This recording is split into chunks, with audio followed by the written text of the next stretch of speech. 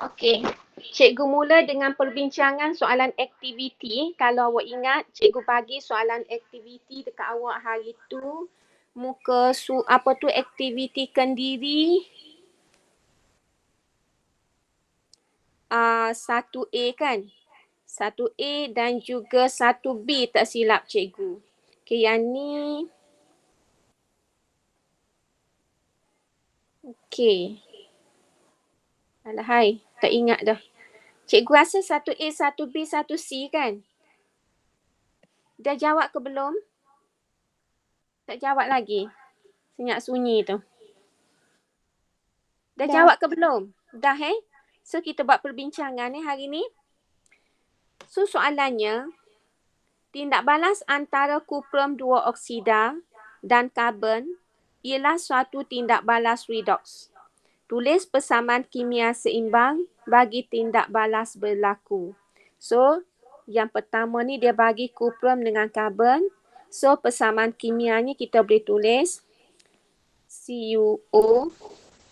Okey, bertindak balas dengan karbon menghasilkan Cu plus CO2. Balance, letak 2, letak 2. Okey. Yang kedua, nyatakan nama tindak balas yang berlaku pada kuprum oksida, kuprum 2 oksida. So, kalau kita tengok daripada persamaan ini, kuprum 2 oksida daripada ada O, lepas tindak balas tak ada O. Maknanya apa yang berlaku kepada CuO, ia hilang O. Okey, boleh. Kemudian apa yang berlaku kepada karbon? Karbon terima O. Okey. Bila hilang O, nama tindak balas hilang O ini adalah tindak balas penurunan. Okey. Manakala karbon bila terima O, tindak balasnya adalah tindak balas pengoksidaan. Okey. Kemudian kenal pasti bahan yang dioksidakan. Bahan yang dioksidakan oleh kerana CuO mengalami bahan yang dioksidakan adalah karbon lah. Kenapa? Sebab karbon mengalami proses pengoksidaan. Okey, jadi kat sini bahan yang dioksidakan adalah karbon. Okey, manakala bahan yang diturunkan adalah kuprum 2 oksida. Okey. Manakala ejen pengoksidaan adalah bahan yang diturunkan. Okey, apa bahan yang diturunkan? Kuprum 2 oksida. Maka ejen pengoksidaan kat sini adalah kuprum 2 oksida. Okey. Dan ejen penurunan adalah bahan yang dioksidakan, iaitu ejen penurunan adalah karbon. Okey, selesai aktiviti 1A. Kemudian kita continue aktiviti 1B. Aktiviti 1B, okey, jalankan eksperimen. Dia kata jalankan aktiviti ini berpasangan. So kita buat sore-sore kat rumah lah. Okey, tak tahulah awak boleh jumpa geng awak untuk awak jawab soalan ini. Okey, dengan kawan Okey. So kalau kita tengok daripada tindak balas ini, awak diminta kenal pasti bahan dioksidakan, bahan diturunkan. So kalau kita tengok nitrogen nitrogen daripada ada H, lepas tindak balas tak ada H. Maka apa yang berlaku kepada nitrogen kat situ, dia hilang H. So daripada takrifan, kalau hilang H, maka ia mengalami proses pengoksidaan. Pengoksidaan hilang H. Manakala Cu ni daripada ada O, lepas tindak balas dia hilang O. Maka yang berlaku kepada Cu adalah hilang O. Kalau hilang O, tindak balas apa? Tindak balasnya adalah tindak balas penurunan. Okey, boleh So sekarang bila kita dah kenal pasti dah yang mana mengalami penurunan, yang mana mengalami pengoksidaan, maka di sini awak diminta kenal pasti bahan yang dioksidakan. Bahan yang dioksidakan adalah bahan yang mengalami proses pengoksidaan iaitu NH3 NH3 ataupun namanya adalah amonia. Okey, amonia. Okey, bahan yang diturunkan adalah CuO. Okey, CuO. CuO. Okey, ataupun namanya adalah kuprum 2 oksida. Okey. Ejen penurunan pengoksidan adalah bahan yang mengalami proses penurunan iaitu CuO. Jadi ejen pengoksidaan adalah kuprum 2 oksida ataupun CuO. Manakala ejen penurunan pula adalah bahan yang dioksidakan iaitu amonia. Okey, ataupun simbolnya adalah NH3. Okey, terangkan jawapan anda kepada rakan kelas. Okey, ni kena try aku cikgu lah ni. Okey, boleh faham ke tu? Boleh faham ke? Boleh Boleh cikgu. Kira jawab boleh tu kira try aku cikgu dah lah tu Okey, simple saja ni. So, kita pergi kepada aktiviti C. Okey, aktiviti C. Aktiviti C, dia minta awak jalankan aktiviti secara kumpulan. Okey. Jadual 1.3 menunjukkan persamaan bagi dua contoh tindak balas redox. Maknanya dua-dua tindak balas redox. So, bincang mengapa tindak balas dalam jadual 1.3 dikelaskan sebagai tindak balas redox. So, kita tengok satu-satu.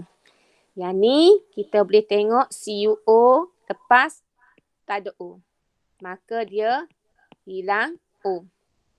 Okay, H daripada tak ada O lepas tindak balas terima O. Apa yang berlaku kepada H? Okay, terima O.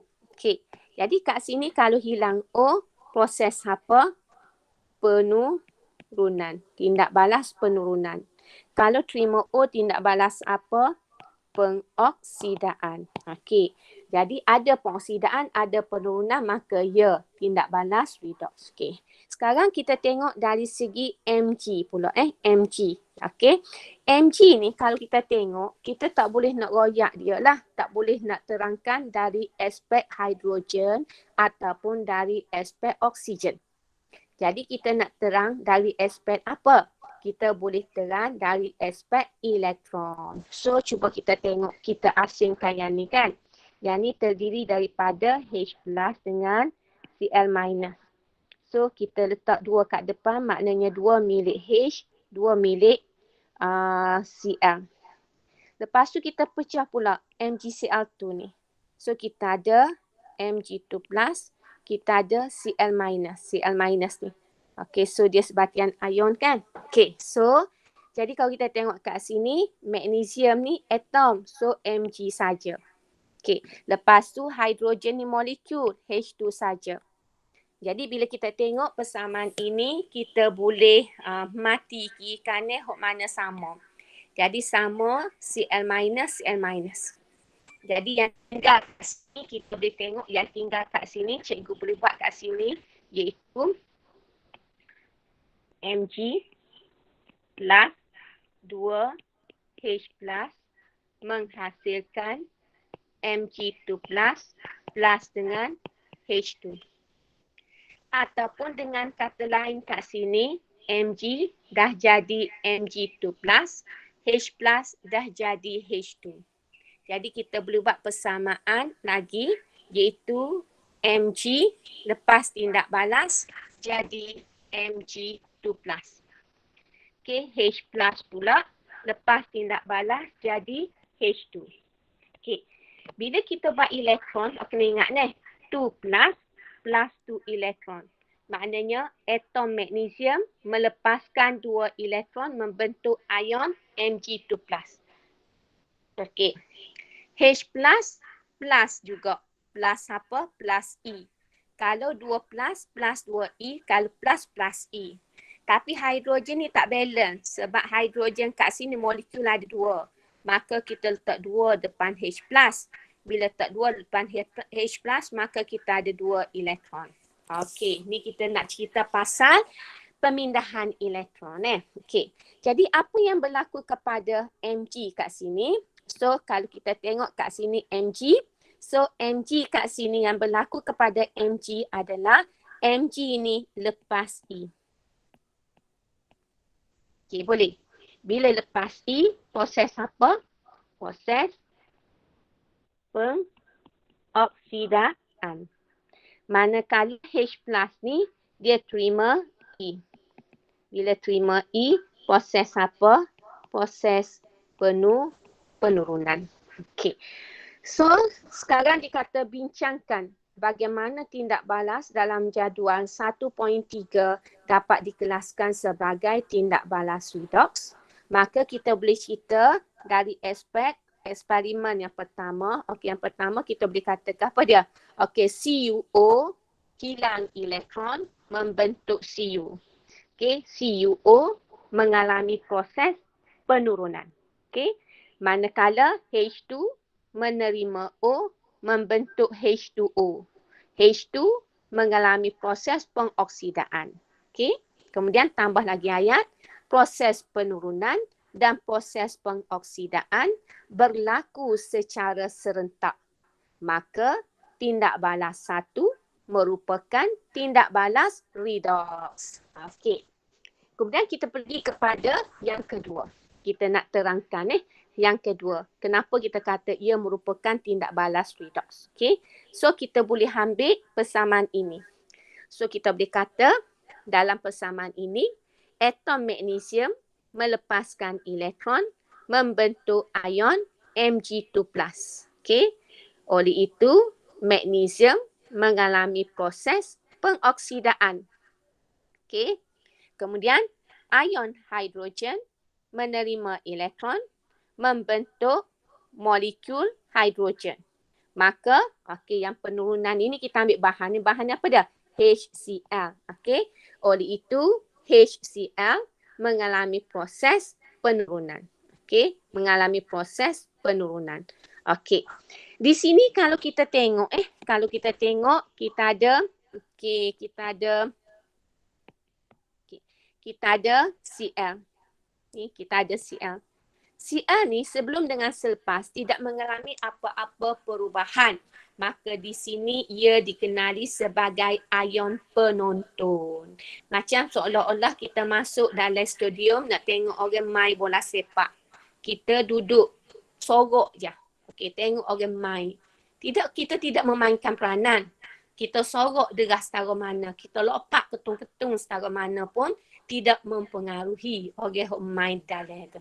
Okey, tu yang kita panggil ion penonton. Jadi dia tidak memainkan peranan dalam tindak balas kimia. That's why lah kita potong kiri kanan dan dia tidak mengalami perubahan. Dan yang mengalami perubahannya adalah ion H+, ion H+. Okey. So kat sini kenal pasti bahan, okey. Bagi setiap tindak balas, okay, bahan yang dioksidakan, cikgu rasa tak ada masalah kan? Awak boleh dah kenal pasti bahan dioksidakan, bahan diturunkan, ejen pengoksidan dengan ejen penurunan. Okey, so ada soalan nak tanya untuk aktiviti 1.1? Ada?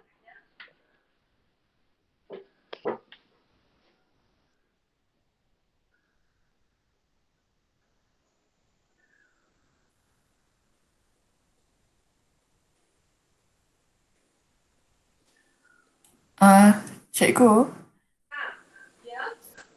macam kan yang tadi masa kita bincang untuk A, dia kalau dia kena tulis yang memang yang apa panggil yang ayat paling last tu memang kena tambah yang pasal pengoksidaan dan penurunan berlaku secara serentak tu memang kena tulis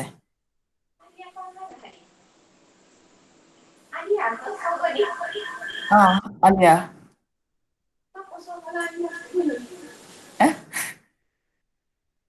Memang kita kena tulis Alia. Ah. Sebab dia nak kata redox tu sebagai tindak balas redox. Jadi kita kena pergi kepada takrifan untuk redox Oh, cikgu itu Alia Farhana ada.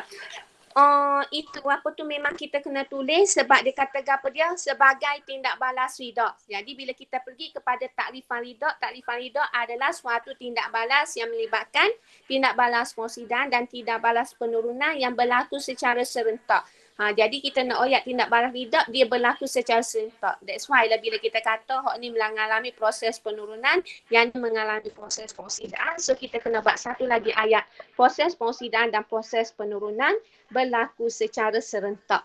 Okey, cikgu nak tanya. Tadi baru masuk Hasanah Ishak. Ni siapa dia ni? Kelas mana?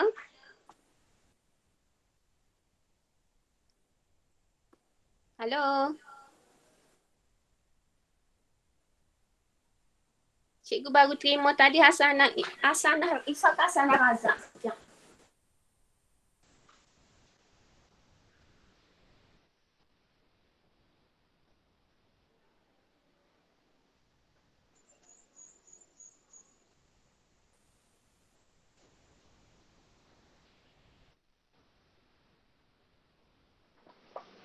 Oh, sorry, dia delay dah. Okey. So, tak ada soalan, boleh faham belaka kan ni? Boleh, Boleh. Boleh. Okey, so kalau boleh, kita pergi kepada bahagian yang seterusnya. Hari ni, cikgu nak bincang elektron, pengaliran elektron pada satu jarak. Minggu lepas tu kita hanya bincang untuk satu bahagian saja. Hari ni cikgu harap awak dah print ataupun kalau tidak print pun awak dah salin dah soalan-soalan yang cikgu dah bagi ke awak hari Selasa baru ni, tak silap cikgu, sebab cikgu mungkin nak bincang dalam 1-2 soalan, lepas tu soalan seterusnya nak tinggalkan sebagai homework untuk awak ya. Okey, so Kak Sinta tengok pengaliran elektron pada satu jarak ini merupakan satu benda barulah bagi awak ya. Okey, so untuk tajuk ini, apa yang awak diberi adalah contoh ejen pengoksidaan dengan ejen penurunan, di mana di sini dia bagi setengah persamaan. Okey, untuk tajuk redox ini selain daripada ejen pengoksidaan yang awak tahu setengah persamaannya, yang kedua awak juga kena tahu dari segi perubahan warna. Okey, sebab dalam kimia ini nak menunjukkan sesuatu tindak balas itu berlaku ataupun tidak, kita tengok dari segi ada tak perubahan warna. Kalau ada perubahan warna, maknanya ada tindak balas. Kalau ada gelembung gas terbebas, ada tindak balas. Kalau ada bendakan terbentuk, ada tindak balas. Okey, boleh. Jadi bila ada tindak balas, ada perubahan warna, maka wajib bagi awak untuk tahu warna-warna tersebut. Okey. Contohnya, kita dah bincang minggu lepas So, manganat ni, okey, ion manganat 7, warna kat sini adalah ungu. Okey, warnanya ungu. Okey, lepas tindak balas, dia jadi tidak berwarna. Ni kita kena ingat ni. Ion mangan 2 ni tidak berwarna. Okey, manakala ion kromat, okey, ion kromat 6 ini warnanya adalah jingga. Okey, selepas tindak balas, dia akan jadi hijau. Okay. Klorin warnanya adalah kuning pucat. Okey, nak ambil kuning pucat. Okey, warnanya adalah kuning. Ataupun kita boleh kata, okey tak nampak. Okey, kita boleh buat kuning kehijauan.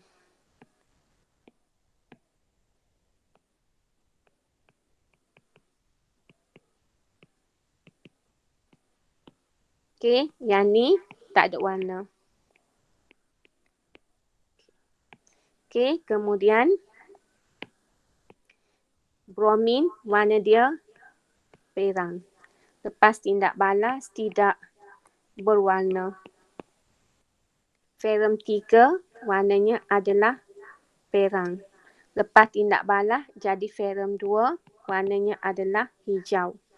Okey, yang ni memang tidak berwarna. Okey, ni yang pertama kita kena tahu selain daripada persamaan setengah, perubahan warna. So, kita tengok ejen penurunan pula, perubahan warna. Jadi kalau ada perubahan warna, maknanya ada tindak balas lah. Contohnya, iodin kat sini tidak berwarna. Ion iodida kat sini tidak berwarna. Bila dia jadi iodine, warna dia perang. Bromin juga tidak berwarna. Bila dia jadi Br2, warna dia akan jadi perang. Ferrum 2 warnanya adalah hijau. Lepas tindak balas, dia jadi perang. Okey. Zinc tak ada warna. Biasanya bila dia jadi ion, kita akan nampak menipis. Okey, lepas tu kita akan pergi satu-satu ni. Okey, sulfur dioksida tak ada warna. Okey, kemudian dia jadi apa? Memang tak ada berwarna lah.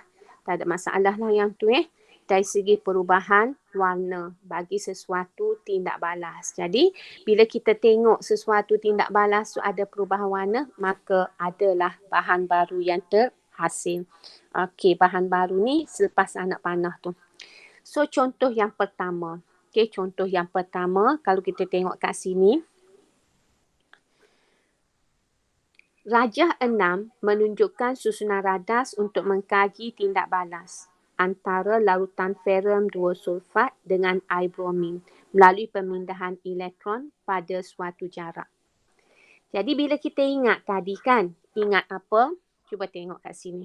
Ingat, kalau ferrum 2, dia akan jadi ferrum 3. Okey, ferrum 2, ni ferrum 2, dia akan jadi ferrum 3. Okey. Kemudian kalau Br2, cuba tengok. Br2 dia akan jadi Br minus. Okey, itu je. Jadi bila kita tengok kat sini, okey, apa yang kita perlu buat kat sini, ini adalah ferrum 2. Apa yang berlaku kepada ferrum 2? Fe2+, lepas tindak balas yang akan jadi Fe3+. Okey, 3+ plus elektron membentuk 2+. Jadi bila Fe3+, ion Fe3+ ni melepaskan elektron, maka elektrod karbon L ni dia akan menjadi terminal negatif. Elektrod karbon M menjadi terminal positif. Maka elektron yang dilepaskan oleh ion ferrum 2 akan mengalir melalui litar luar masuk ke air bromin. Dan kita akan nampak oleh kerana arah pengaliran elektron ke sini, maka kita akan nampak jarum galvanometer terpesong macam tu. Kemudian air bromin masuk, elektron masuk ke dalam air bromin. Apa yang air bromin ni melakukan? Air bromin adalah Br2, molekul bromin. Bila elektron masuk, maka molekul bromin akan terima elektron membentuk ion Br minus. So balance oleh kerana Br ada 2 letak 2. Bila letak 2, elektron pun kena ada 2. Okey, boleh? Ni yang berlaku. Jadi bila kita buat setengah persamaan, kita boleh tengoklah. Bila kita buat eksperimen ini, kita akan dapati, larutan ferrum 2 sulfat di bahu kiri, tube U ini, kita akan nampak berubah warna lah. Daripada hijau, dia akan berubah menjadi warna perang. Okey. Manakala bromin daripada warna perang berubah menjadi tidak berwarna. Okey, bila ada perubahan warna, maknanya ada tindak balas kimia. Okey. Seterusnya, kalau kita nak relate dengan redox, bila ion Fe2+ lepas elektron, maka ion Fe2+ ini mengalami proses pengoksidaan. Dan bila dia mengalami proses pengoksidaan, ia merupakan ejen penurunan. Okey. Manakala bromin, molekul bromin, bila dia terima elektron, dia terima elektron, maka ia mengalami proses penurunan. Bila dia mengalami proses penurunan, ia juga bertindak sebagai ejen pengoksidaan. Okey. Boleh Dah ada yang dah buat ke? Tak ada. Ada yang dah buat ke? Tak jawab So, kita pergi kepada soalan dia. Okay, soalannya. Dia kata, apakah fungsi asid sulfik? Hak ni kita bincang dah minggu lepas kan? Okay, sorry. Bukan minggu lepas. Hari tak ingat. Okay. 24 hari bulan. Hari Ahad dah. Okay, so apa fungsi asid sulfik? Jarum galvanometer terpesong menunjukkan ada arus mengalir. Maknanya, walaupun larutan ini dipisahkan dengan asid sulfik, maka litar lengkap. Macam mana litar lengkap? Maknanya asid sulfrik ini berfungsi untuk melengkapkan litar. Macam mana dia berfungsi untuk melengkapkan litar? Dengan membenarkan ion-ion mengalir melaluinya. Jadi fungsi asid sulfrik ini adalah untuk membenarkan ion-ion mengalir melaluinya serta melengkapkan litar. Okey. Tunjukkan arah pengaliran elektron dalam rajah 6. So kita dah tunjuk dah dengan anak panah tu. Tunjukkan pengaliran elektron. Kemudian merujuk pada tindak balas yang berlaku di elektrod L. Okey, so kita tengok mana elektrod L. Okey, ni elektrod L iaitu ferrum 2 menjadi ferrum 3. Okey, so apa soalan ditanya? Namakan hasil tindak balas yang terbentuk. Hasil misi duduk sebelah kanan iaitu hasilnya adalah ion ferrum 3. Iaitu hasil, namakan hasil, ni dia nak nama. So kita tulis ion ferrum 3. Okey, tu nama hasil yang terbentuk. Okey, soalan seterusnya, huraikan ujian kimia untuk mengesahkan hasil yang terhasil dalam C1. Dia tak boleh lari kimia ni. Kalau kita kata perang itu, kita kata ferrum 3, sebenarnya tak kuat. Sebab apa? Sebab kita tak buat ujian pengesahan. Jadi maknanya bila kita nak kata perang itu adalah ion ferrum 3, maka langkah yang kita perlu ambil untuk kita nak cakap perang itu adalah ion ferrum 3 adalah dengan membuat ujian pengesahan. Jadi bila nak buat ujian pengesahan, maka kita kena ingat apa yang kita belajar dalam tajuk garam. Dalam tajuk garam, awak belajar nak uji ion ferrum 3 kan? Okey. Jadi ion ferrum 3 dalam tajuk garam ni, awak boleh uji sama ada guna larutan NaO ataupun awak boleh guna larutan amonia. Okey, boleh kan? So bila kita tambah, tambah saja, kita akan dapat ni sama. Kita akan dapat mendakan perang. Okey, bila dapat mendakan perang, barulah kita boleh sahkan bahawasanya kat ion yang hadir dalam larutan tersebut adalah ion ferrum 3. Okey, boleh. Jadi bila kita nak jawab soalan huraikan kat sini, apa yang perlu awak tahu dalam menjawab soalan huraikan, iaitu perlu ada 3 benda kat sini. Okey. Perkara yang pertama, awak decide reagent apa yang awak nak guna untuk uji kehadiran ion ferrum 3. Okey. Yang kedua, mesti tahu kaedah. Okey, nak campur ke, nak panah ke, itu kaedah. Okey. Yang ketiga, mesti dimasukkan juga adalah pemerhatian. Okey. So sekarang ini, daripada apa yang kita belajar dalam tajuk garam, ada 2 reagen yang kita boleh guna untuk menguji kehadiran ion ferrum 3. Okey. Jadi, satu kita boleh uji guna NaOH, satu kita boleh guna amonia. Sekarang kita kena decide lah buat keputusan. Nak ambil NaOH ke, nak ambil amonia. Contohnya, katakanlah kita decide nak ambil NaOH. Bila ambil NaOH, maka reagent yang kita guna adalah NaOH. Okey, apa kaedah dia? Apa kaedah dia? Kaedah dia, kita tambah saja kan? Kita tambah saja. So, kat sini kita boleh kata apa dia? So, kita boleh kata masukkan larutan NaOH ke dalam larutan perang ataupun ke dalam larutan yang mengandungi ion ferrum 3. Okey.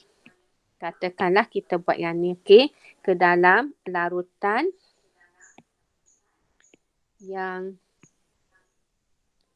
mengandungi ion Fe3 positif. Okey. Dah ada reagent, dah ada kaedah. So, apa yang kita nampak kat sini, mendakan perang terbentuk. Okay. Boleh Okey. Tu jawapan dia lah. Untuk kita jawab soalan huraikan ujian kimia. Kemudian tuliskan setengah persamaan bagi tindak balas yang berlaku di elektro M. So, kita tengok elektro M mana pula? Elektro M adalah bromine. So, kita buatlah persamaan setengah dia. Persamaan setengah ni yang ada elektron lah. So, kat sini Br2 plus 2 elektron membentuk 2 Br minus. Okey. Selesai. Okey, ada soalan nak tanya? Ada soalan? Tak ada. So, kalau tak ada, kita tengok seterusnya. Eksperimen diulangi dengan menggantikan air bromin dengan larutan kalium dikromat 6 beracid. Ramalkan pemerhatian pada elektro M dan terangkan jawapan anda. Kalau larutan kalium dikromat 6 beracid, tengok larutan kalium dikromat 6 beracid yang ni. So, kita akan nampak jingga kepada hijau. Kenapa jingga kepada hijau? Sebab ion dikromat 6 ini sudah berubah menjadi ion kromium 3. Okey, hot tu yang kita nak buat. Sini. Okey, so kita tengok kat sini. Bila diulangi dengan kalium dikromat 6 beracid, ramalkan pemerhatian. So, kita boleh tulis kat sini pemerhatian dia adalah larutan jingga berubah menjadi hijau. Okey, boleh Okey, kemudian terangkan jawapan anda. Terangkan ni maknanya kita nak jawab apa? Jingga berubah menjadi hijau. Maknanya kita nak cerita bahawasanya kerana ion Cr2O7 2- ini sudah diturunkan kepada ion Cr3 positif. Boleh. Cr3 positif ni nama dia adalah ion kromium 3. Boleh. Jadi, apa yang berlaku kat sini, ion kromat 6 sudah diturunkan kepada ion kromium 3. Jadi, kromat 6 ini warnanya jingga, kromium ini warnanya hijau. Okey, tu kita dah terangkan jawapan kita. Apa jawapan kita? Larutan jingga berubah menjadi hijau. Okey. Seterusnya, tanpa menggunakan tiub U. Tiub U, lukis susunan radas lain untuk mengkaji pemindahan elektron pada suatu jarak menggunakan bahan yang sama dalam rajah 6. Tandakan terminal positif dan terminal negatif pada sel rajah itu. Okey, Jadi kat sini kalau kita tak nak guna tube U, okey, seperti yang diberi, so kita boleh guna apa dia? Boleh guna sel. So kita ada bika, kita ada 2 bika. Okey. Satu, kita celup elektrokarbon, celup elektrokarbon. Dua-dua sambung kepada galvanometer. Okey. Lepas tu kita ada satu kaca. Dalam satu kaca ni kita letak asid sulfurik. Ni kita letak H2SO4. Kemudian dalam bika ini, okey, satu letak larutan FeSO4 dan satu lagi kita letak air bromin. Okay. Boleh ni contohlah. Okey, kalau kita tak guna tube U, kita boleh guna bika, 2 bika. Dia serupa dengan tube U jugalah. Di mana antara larutan, okey, larutan ferrum 2 sulfat dengan larutan air bromin, okey, ada ni asid sulfurik ni yang memisahkan antara dua-dua. Maknanya, okey, ion-ion boleh mengalir melalui asid sulfurik. Dengan secara tak langsung, kita akan jadi lengkap. Okey. Ada soalan? Ada soalan nak tanya? Tak ada? Halo? Tidur ke? Ada soalan nak tanya? Tak ada, cikgu. Boleh faham ke? Boleh. Jadi kalau cikgu tinggal soalan ni semua sekali ni sebagai homework boleh tak? Lepas tu kita bincang minggu depan Boleh Sebab hari ni sebagai homework awak. Sebab hari ni cikgu nak masuk bahagian yang kedua iaitu nak tengok result dari aspek nombor pengoksidaan. So kita rest dulu 5 minit ni. Cikgu nak minum air sebab tekuk ni.